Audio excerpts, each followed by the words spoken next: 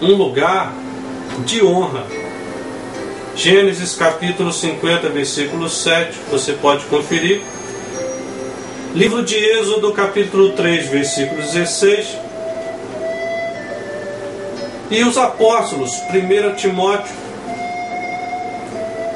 nós vamos observar isso. Mas em 1 Samuel capítulo 15 e versículo 30, nós vemos aqui os anciãos, eles tendo a sua honra, o seu destaque na sociedade de Israel.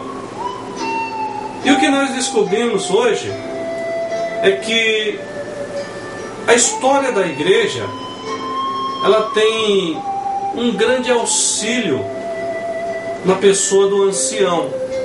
Nós não podemos jamais desprezar.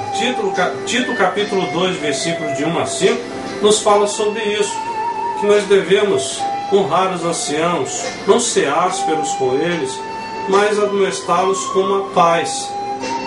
Porque eles têm, se você parar para conversar com um ancião, tenha paciência uma hora e pare para conversar com um ancião. Observe algumas coisas que ele vai te falar do passado, que ele só vai te falar receitas que funcionaram.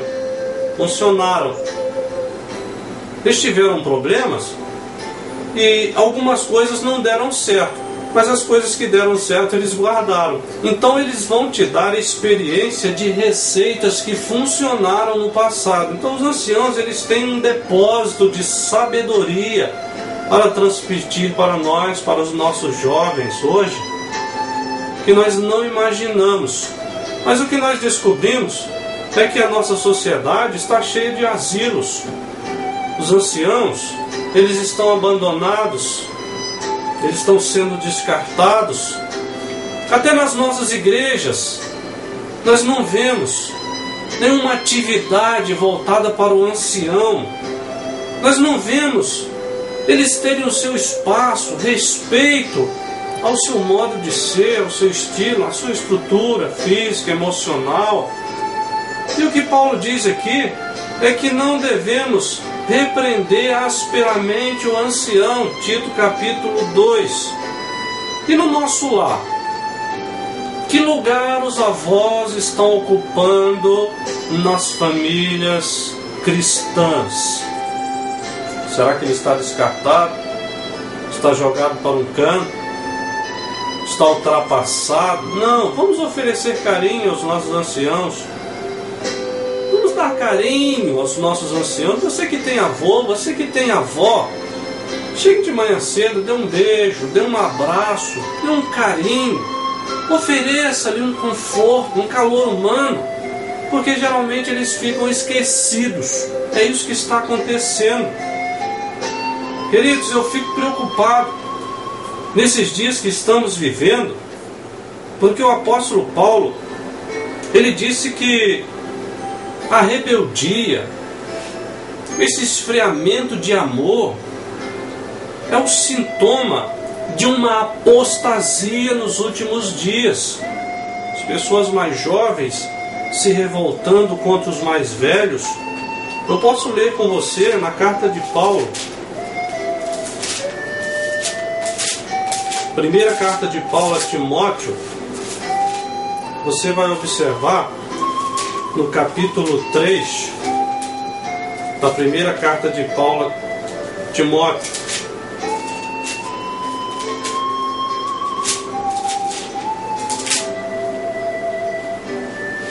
Perdão, segunda carta de Paulo a Timóteo, capítulo 3. Sabe, porém, isto, que nos últimos dias sobrevirão tempos trabalhosos, porque haverá homens amantes de si mesmos, avarentos, presunçosos, soberbos, blasfemos, desobedientes a pais e mães, ingratos e profanos. Isso é sintoma de apostasia. E apostasia não acontece no mundo, não. Apostasia acontece na igreja. Apostasia é mudar de atitude, mudar de caráter, deixar os princípios bíblicos. Isso acontece na igreja. Paulo está advertindo que como sinal do fim dos tempos, isso aconteceria. Será que está acontecendo por aí? Será que Jesus já está voltando e muita gente está dormindo? Então vamos estabelecer a bênção de Deus sobre a nossa família. As igrejas precisam ter histórias. Os anciãos são histórias da igreja. Título 2, de 1 a 5, você pode ler depois, carta de Paulo a Tito, capítulo 2, versículo de 1 a 5. O termo presbítero era ancião.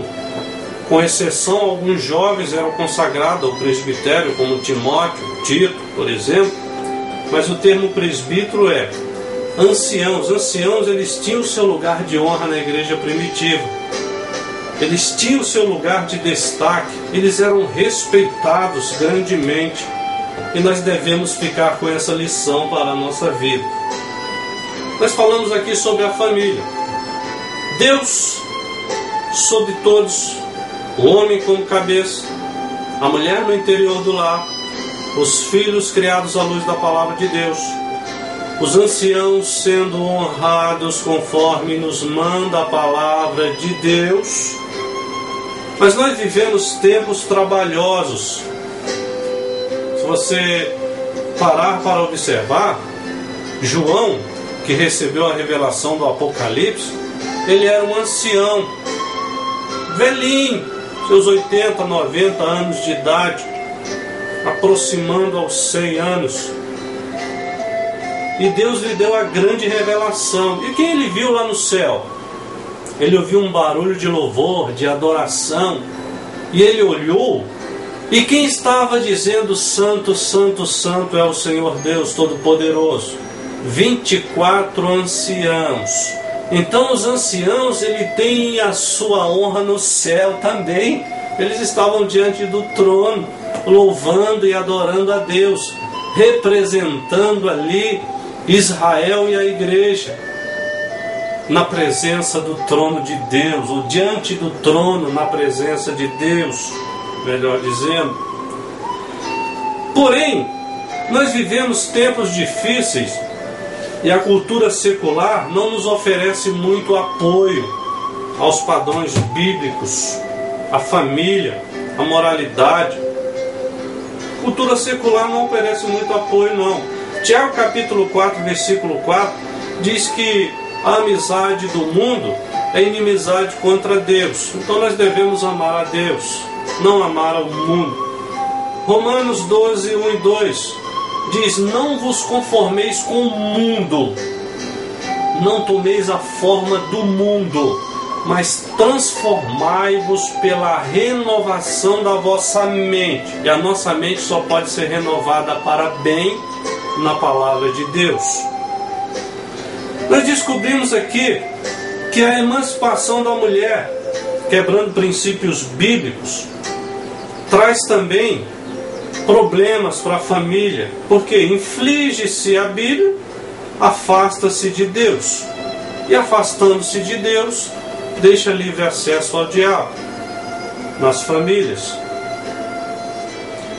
E algo muito interessante é que a Bíblia nos mostra que família é constituída pela união de um homem com uma mulher. A união conjugal de um homem com uma mulher no Senhor. E daí vem o casamento, geram-se filhos e forma-se uma família. Os casais que não têm filhos já são uma família. Não é necessariamente que tenha filhos para que seja chamado de família. Porém, vamos enfatizar isso: a união de um homem com uma mulher é que forma uma família. Não interessa o que a sociedade diz, não interessa o que os legisladores pensam, não interessa o que alguns grupos formados falem sobre o conceito de família, união conjugal de duas pessoas e formação de famílias. Podem fazer o que quiser, pode se revoltar, pode se rebelar, pode agredir, processar, fazer o que quiser. A norma está aqui. Deus